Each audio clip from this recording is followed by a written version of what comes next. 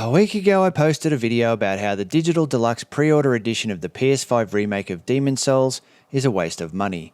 In that video I pointed out that none of the bonus items in the digital deluxe pre-order edition had been listed anywhere as exclusive items, and that because they weren't listed as exclusive items they were likely going to be items you'd be able to get in the game, meaning if you bought the digital deluxe edition those items were probably just going to be early access items that anyone could get later anyway. Well, guess what? The joke is on me. Since that video was posted, the official website for Demon's Souls has been updated with a bunch of asterisks that weren't there before, and those asterisks now specifically identify the difference between what is and what is not an exclusive, and as it turns out, 3 items in the deluxe edition are actually 100% confirmed as exclusive. And by exclusive, I mean if you don't buy the digital deluxe pre-order edition of Demon's Souls, you will never get those items in the game.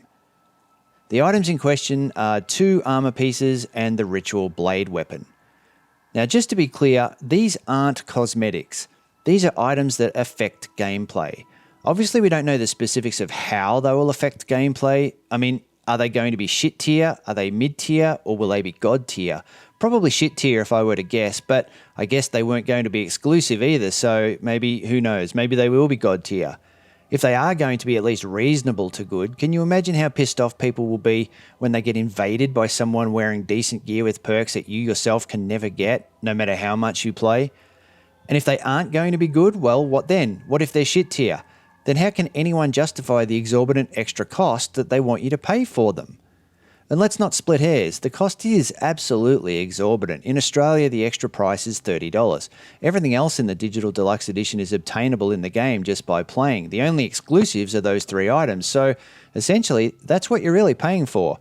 Yes, there's some extra normal game items that you get early access to, but that's really no big deal. There's nothing there that you won't get fast enough just by playing the standard edition anyway. So you could really say the cost here ultimately is $10 per extra item. $10 per item. I mean, come on. That extra $30 works out to be almost 25% of the standard edition price. How can anyone justify what is available in this deluxe edition as being worth 25% of the entire game? That is absolutely ludicrous. You're not getting 25% extra game for your money. You're getting ripped off is what you're getting. Neo 2's latest full DLC was only $14.95 in Australia. That's half the price of that extra price gouge. And that had tons of new gear and bosses and content. You know what I'm saying? You can buy some full games for that sort of money. Hell, there hasn't even been a single Dark Souls DLC that's ever been priced at $30. Even From Software themselves just released a free Sekiro update with new skins and modes in it. But the absurd price tag isn't why I'm really disappointed. I've got the money. I could let myself be ripped off if I wanted to be. No, what's disappointing to me is the fact that if I buy this game at full price, I'm ultimately getting an incomplete game. Sure, for that price you're getting the full remake of the original Demon's Souls. I'm not arguing that. Everything in the original game will be in the standard edition. But there's simply no sidestepping the fact that you won't have access to content other people will.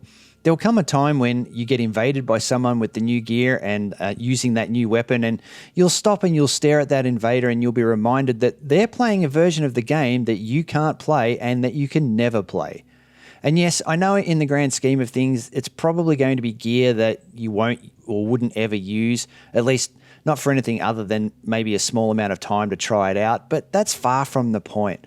It's still not a valid argument to say it's no big deal and it's nothing to worry about if you probably wouldn't use the gear anyway. The real point here is that there's an extra $30 to pay to get a different experience with the game that nobody else can get. You'll get armor with different perks and you'll get a weapon that will behave in a way that nobody else will get to experience. When it all comes down to it, if you don't pay the toll, you aren't getting to walk over the same Demon's Souls experience bridge. And since that makes the standard edition not the full possible Demon's Souls experience now, even despite its hefty $125 price tag where I live, well, that's just really disappointing.